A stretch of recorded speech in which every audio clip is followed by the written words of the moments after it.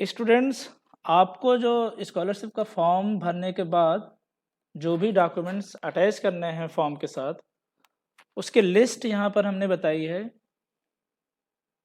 सबसे पहले आप लोग स्कॉलरशिप का जो भी फॉर्म रहेगा, ऑनलाइन फॉर्म भरेंगे, उसका प्रिंट आउट लेंगे। प्रिंट आउट करने के बाद वहाँ पर जहाँ पर आपका सिग्नेचर होगा, वो सारे सिग्नेचर आप लोग करेंगे। जो डेट होगा, वो डेट डालेंगे। अगर पेरेंट्स का वहाँ पर सिग्नेचर की ज़रूरत पड़ रही है, तो आप लोग पेरेंट्स का भी सिग्नेचर कराएँगे। और स्कॉलरशिप फॉर्म के साथ आपको अलॉटमेंट लेटर देना है। अलॉटमेंट लेटर ये आपका यूपीसी का होगा। तो सभी बच्चे यूपीसी की काउंसलिंग से ही एडमिशन कराए हुए हैं, तो वहाँ पर जो भी यूपीसी ने आपको अलॉटमेंट लेटर दिया है, उसका अलॉटमेंट लेटर का एक फ़ोटोकॉपी वो आपके स्कॉलरशिप फॉर्म के साथ सबमिट करनी है। तो जितने भी आप लोग सबमिट करेंगे, वो सारे डॉक्यूमेंट्स के फ़ोटोकॉपी होंगे। कुछ डॉक्यूमेंट्स आपके ओरिजिनल होंगे, वो हम आपको यहाँ पर बताएँगे, कौन-कौन से डॉक्यूमेंट्स ओरिजिनल होंगे।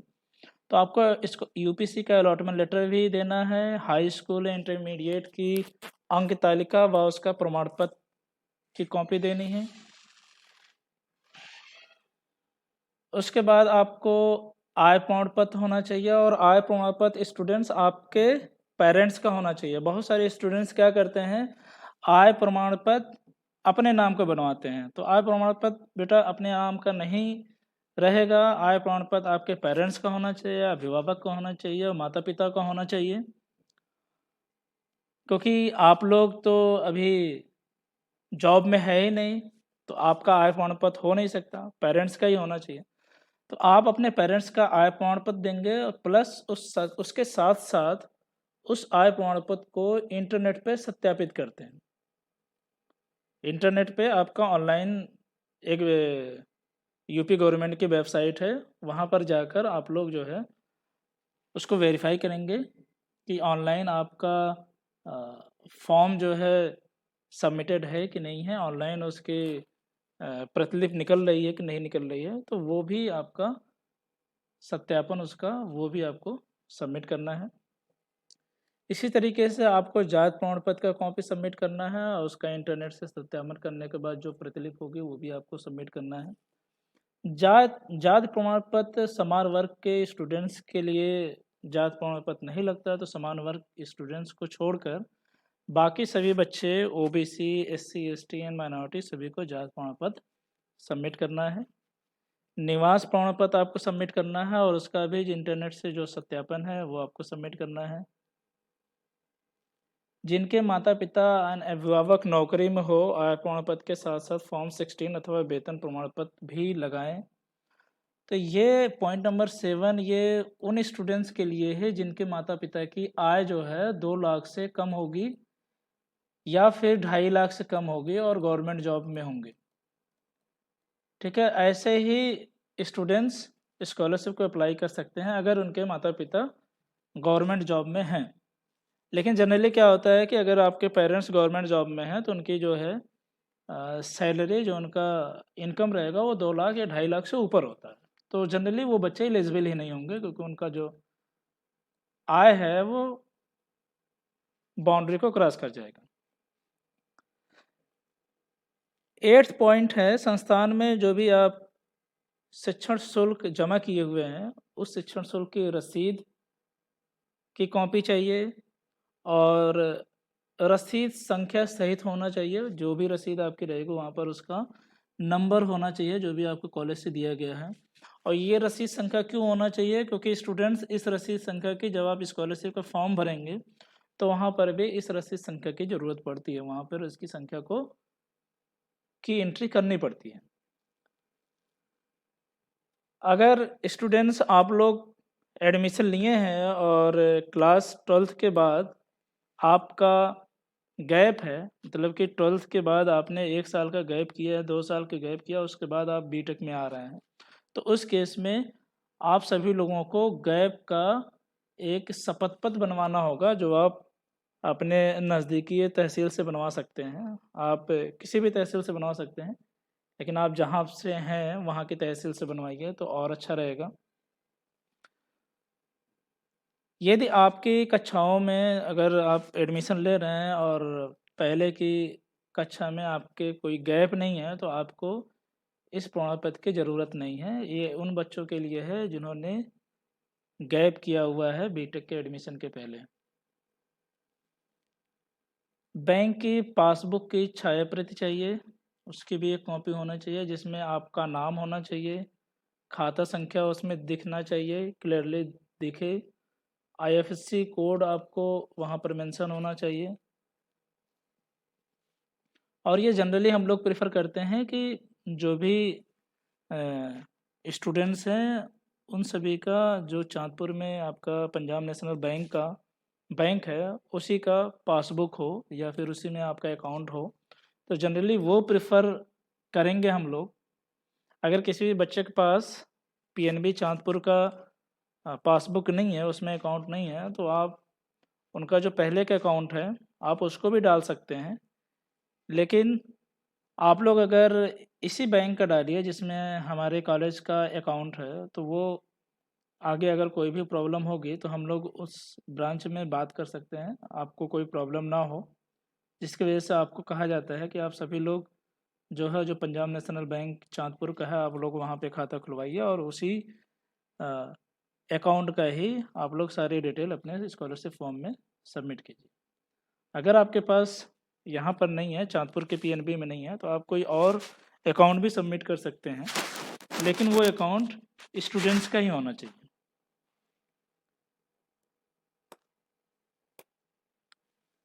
पॉइंट नंबर 11 है छात्र एवं उनके माता पिता अभिभावक द्वारा ₹10 के शपथ पत्र पर इस आशय का शपथ पत्र कि छात्र के आवेदन पत्र के साथ संलग्न आय प्रमाण पत्र में दर्शाई गई आय समस्त स्रोतों से सही है एवं इसके अतिरिक्त आय का कोई अन्य स्रोत नहीं है, नोटरी कराकर मूल प्रति संलग्न करें।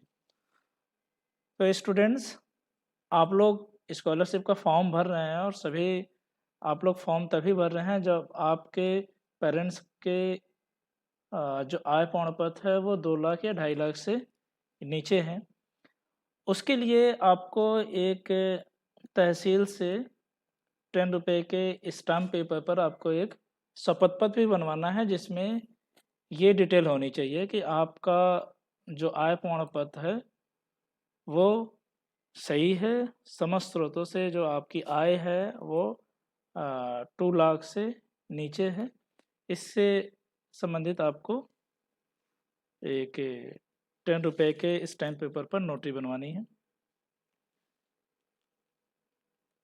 स्टूडेंट्स, आपका आधार कार्ड और आपके पेरेंट्स माता पिता एवं अभिभावक का आधार कार्ड की छाया प्रति भी वो भी सबमिट करना है आप लोगों को। और जो भी स्टूडेंट्स फर्स्ट ईयर में एडमिशन ले रहे हैं सेशन 2020 एंड 21 में, जो भी फर्स्ट ईयर में एडमिशन ले रहे हैं या फिर लेटरल एंट्री में एडमिशन ले रहे हैं, उन सारे स्टूडेंट्स के लिए स्कॉलरशिप के अंदर जो नॉन रिफंडेबल शुल्क है वो आपका ये है। तो आप सभी स्टूडेंट्स को जो फर्स्ट ईयर में एडमिशन ले रहे हैं 2020 एंड 21 में एंड लेटरल एंट्री में जो न्यू एडमिशन है, उन सभी बच्चों का 15,380 ये नॉन रिफंडेबल शुल्क है जो आपको स्कॉलरशिप फॉर्म में फिल करना है। तो ये सारे आपके डिटेल्स हैं, ये सारे पॉइंट्स थे जो जो डॉक्यूमेंट्स दस्तावेज़ आप सभी को अपने स्कॉलरशिप फॉर्म के साथ लगाने हैं और वो कॉलेज में सबमिट करने हैं, और यही दस्तावेज़ को देखकर आपका स्कॉलरशिप आप सभी को मिलेगी।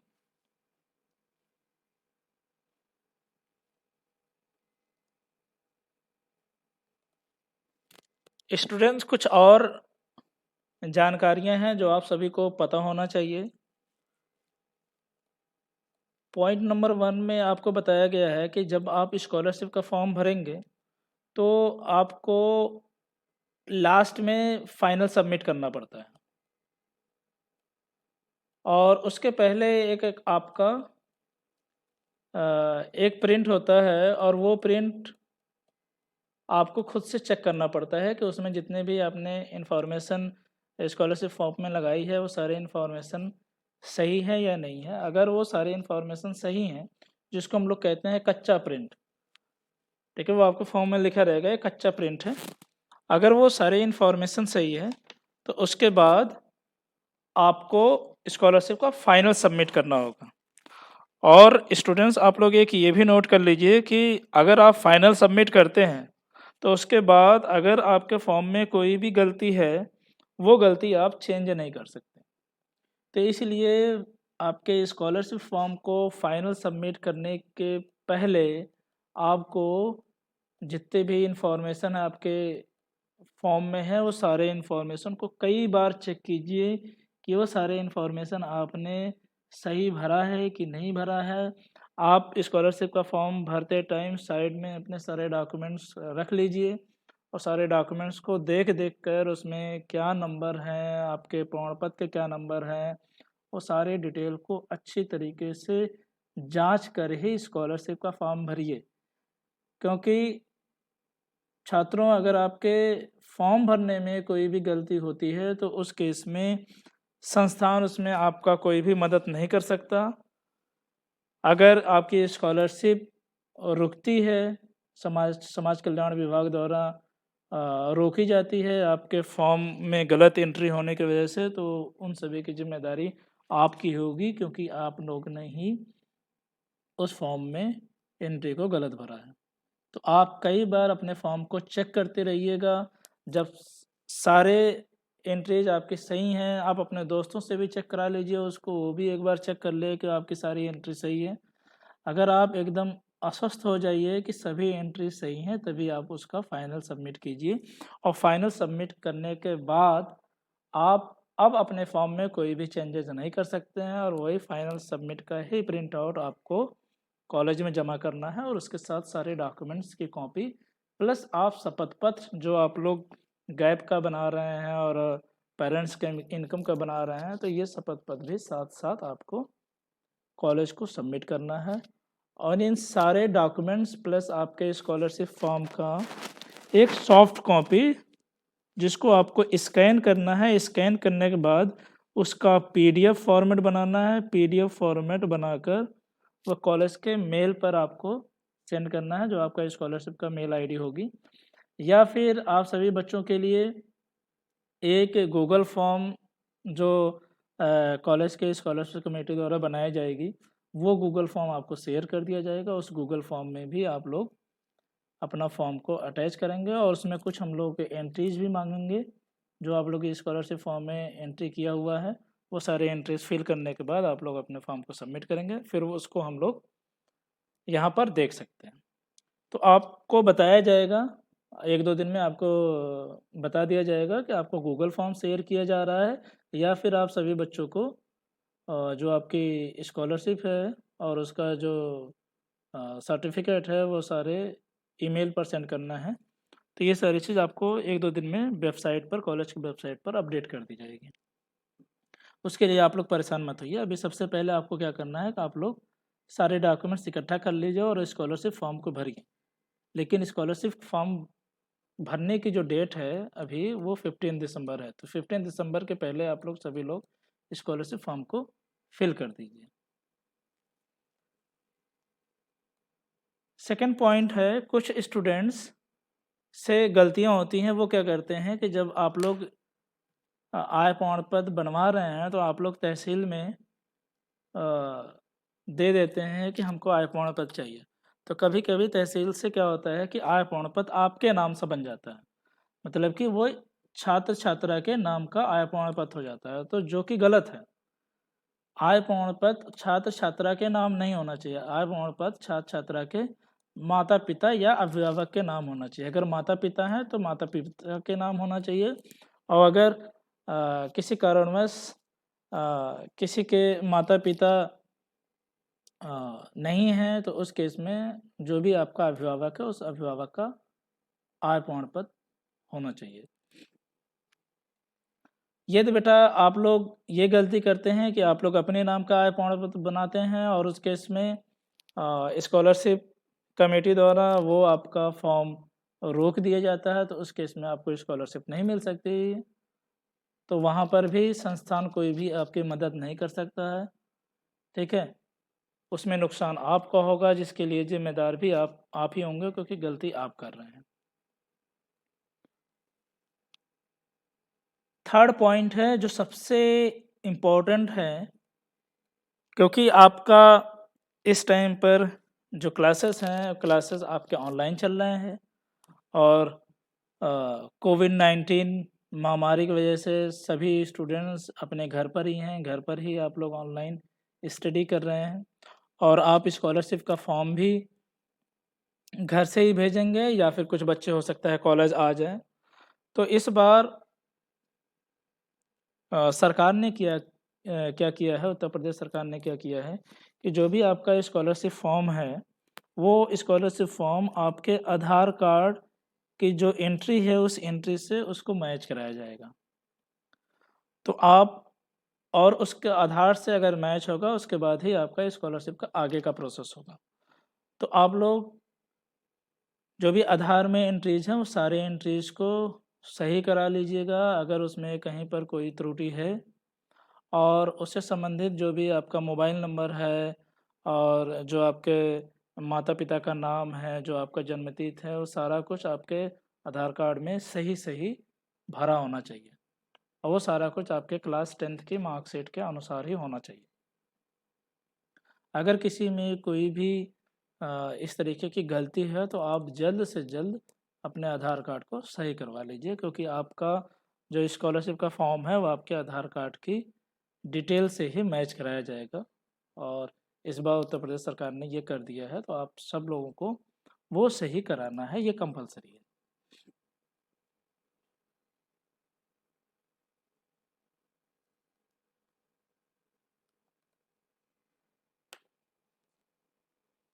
छात्रों, हमने बता दिया है कि आपका जो लास्ट डेट है वो 15 दिसंबर 2020 है, जिसके पहले आपको स्कॉलरशिप का फॉर्म भर देना है, फाइनल सबमिट कर देना है उसके पहले।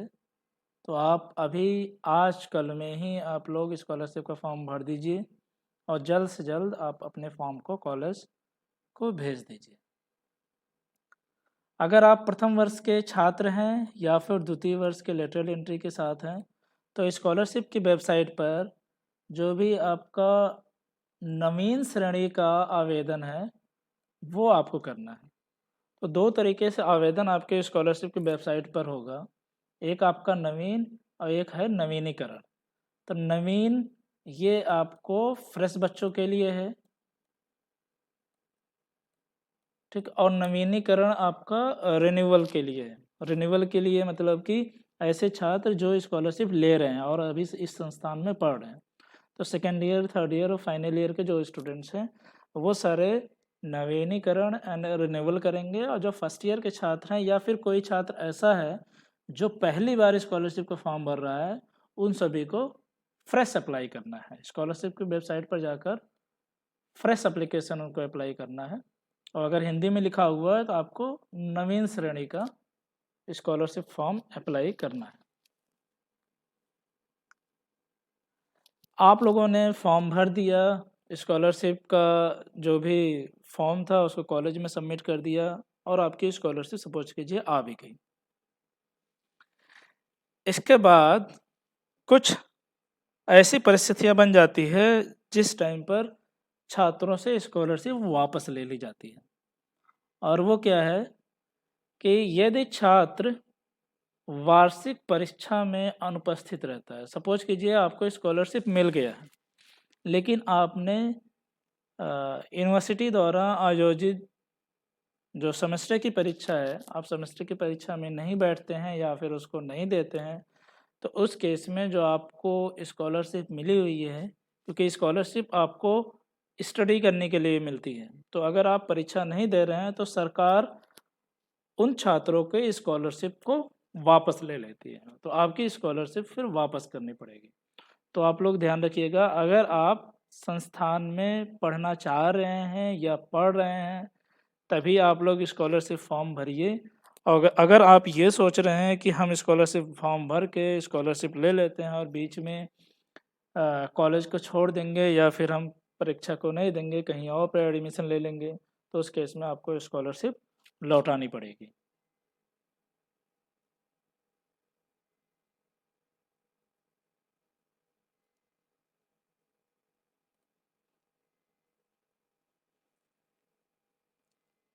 सत्र 2020 एंड 21 में नवीन श्रेणी के सभी छात्रों को आधार नंबर के साथ साथ एनरोलमेंट नंबर भरना अनिवार्य होगा तथा छात्र छात्राओं को अपना आधार कार्ड नंबर को संबंधित बैंक खाता से लिंक करना आवश्यक है। छात्रों, जो आपका आधार कार्ड होगा, आधार कार्ड तो आपका ये स्कॉलरशिप 2020-21 के लिए आधार कार्ड कंपलसरी कर दिया गया है और आपका आधार कार्ड आपके बैंक से भी लिंक होना चाहिए जिस बैंक में आपका खाता है। तो जो खाता आप लोग स्कॉलरशिप फॉर्म में लिखेंगे उस खाता से आपका आधार भी लिंक होना चाहिए, ये आवश्यक है। और आप सभी को इनरोलमेंट नंबर भी फिल करना है। तो छात्र, अभी आप लोगों को इनरोलमेंट नंबर नहीं मिला है तो आप लोग डीन एकेडमिक से संपर्क करके, डीन एकेडमिक सेक्शन में संपर्क करके या फिर अपने एचओडी से संपर्क करके वहाँ से आप लोग इनरोलमेंट नंबर ले लीजिए। और अगर इनरोलमेंट नंबर आपको नहीं मिला है तो आप डीन एकेडमिक या अपने कंसर्न एचओडी से संपर्क करके आपको कॉलेज से कोई एक सीरियल नंबर दिया जाएगा जिसको हम लोग कहते हैं एसआर नंबर। एसआर नंबर दिया जाएगा, वो एसआर नंबर आप लोग अपने विभाग से ले लीजिए और इनरोलमेंट की जगह पर उस एसआर नंबर को आप लोग फिल करिए। और जो आपको इनरोलमेंट नंबर मिल जाएगा तो आप लोग उसको फिल कीजिएगा, और नहीं मिलता है तो आपका एसआर नंबर ही माना जाएगा।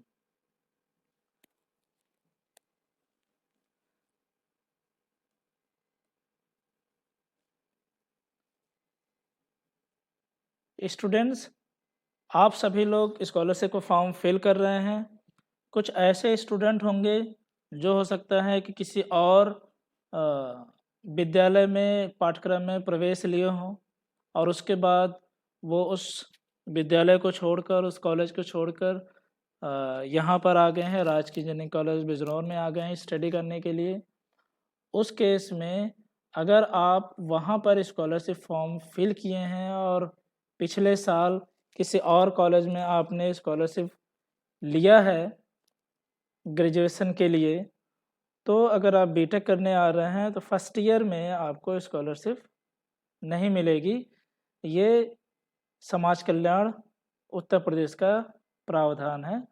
तो अगर आप कहीं पर एडमिशन लिए हैं, वहाँ पर स्कॉलरशिप लिए हैं ग्रेजुएशन में और फिर से उस पाठ्यक्रम को छोड़कर आप बीटेक करने आ गए हैं और यहाँ पर स्कॉलरशिप फॉर्म भर रहे हैं, तो आपको 1 साल रुकना पड़ेगा। 1 साल आपको ये स्कॉलरशिप नहीं मिलेगी। दूसरे वर्ष से आप स्कॉलरशिप फॉर्म ले सकते हैं। सेकेंड ईयर से आप लोग स्कॉलरशिप फॉर्म भर सकते हैं और ले सकते हैं। तो ऐसे छात्र जो कहीं पर एडमिशन लिए हैं और वहाँ पर पढ़ाई कर रहे हैं, वहाँ पर स्कॉलरशिप फॉर्म भी भर दिए हैं, उनकी स्कॉलरशिप भी आ गई है, लेकिन वो उस पाठ्यक्रम को छोड़कर बीटेक करने आ गए हैं राजकीय इंजीनियरिंग कॉलेज बिजनौर में या फिर किसी और कॉलेज में। अगर आप नया एडमिशन ले रहे हैं और फिर स्कॉलरशिप भर रहे हैं तो आपको 1 वर्ष स्कॉलरशिप नहीं मिलेगी, क्योंकि जो समाज कल्याण है वो ये मानता है कि आपने ग्रेजुएशन में 1 साल स्कॉलरशिप ले ली है तो प्रथम वर्ष की स्कॉलरशिप इस वजह से आपको नहीं दी जाती है। सेकेंड ईयर से आप भर सकते हैं, सेकेंड ईयर से आप लोग स्कॉलरशिप फॉर्म ले सकते हैं।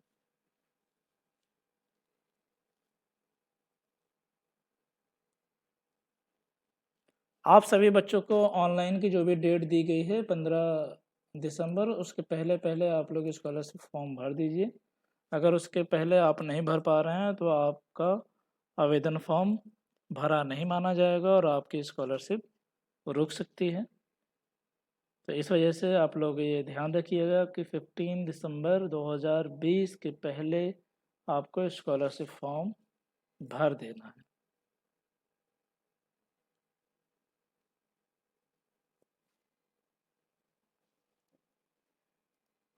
स्टूडेंट्स, इस बार समाज कल्याण ने एक और चीज़ ऐड कर दिया गया है उनके द्वारा। अगर आपको स्कॉलरशिप शुल्क प्रतिपूर्ति मिलता है और आपका जो कार्य है वो संतोषजनक नहीं है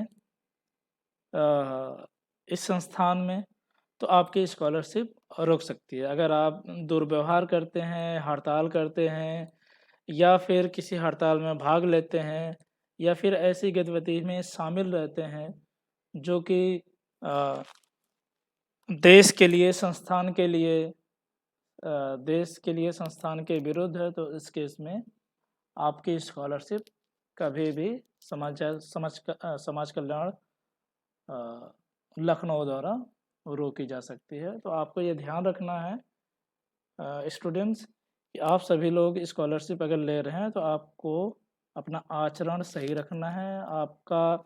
और एक चीज़ और है कि आपका जो स्कॉलरशिप है वो मेरिट पर मिलता है।